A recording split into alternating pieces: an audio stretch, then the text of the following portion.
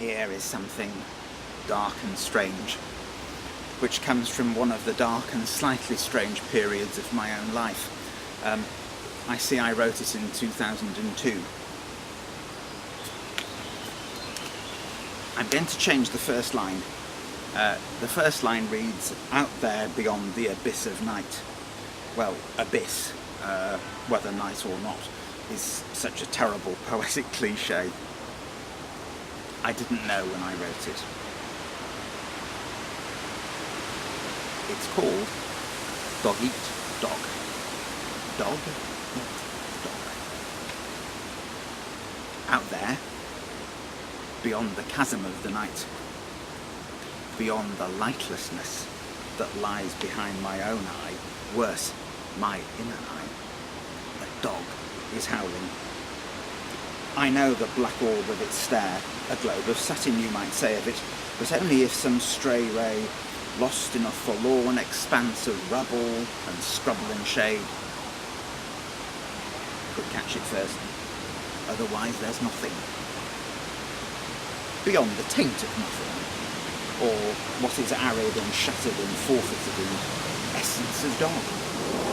I feel the reflex of its throat, a taut, fortuitous clench of matter, pursuing an unenlightened purpose of the flesh, bellowing hour after hour, because it cannot know better. An autocracy of connected nerves, blazing beneath the skin like fireworks to an ancient purpose, spinning out the generations, spanning the centuries with rank immediacies. There is no greyness in the life of a beast, no room for mitigation. It's not the bite that scares me most, nor yet uncritical love, doting without thought, a hopeless animal loyalty which I can't reciprocate. And yes, that alone, inane, must give me shame. But rather, the perfection of the bullet form of a beast, a muzzle on pistons, with flanks geared to indomitable lungs, where great incisors spark to the heart's dynamo track, meshing with the darkness in me, that void for which I fear to crave, some canker within the lonely, loveless secret self of all men, one that sucks its salt from blood, not prim servility, not decorous failure, not lame equivocation, nor a mealy compromise, not anything that keeps us sugar sweet and acquiescent, and down there, fawning up.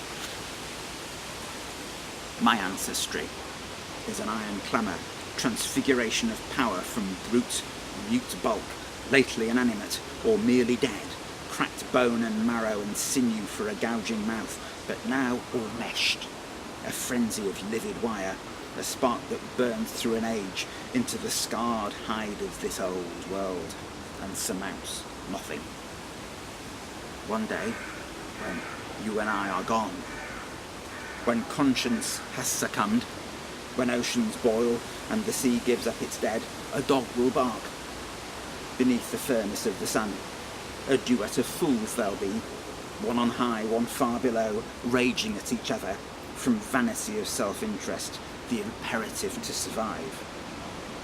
Two faces older than time, both in a frenzy, at the need not to die, out to buy time without end, as the life flames from each one's brazen mask. For as a life closes, if life exists just for itself, all the wide celestial sphere dies too, burst with the bubble of perceived things. For this is the celebrity of dogs, seeing all, seeing nothing.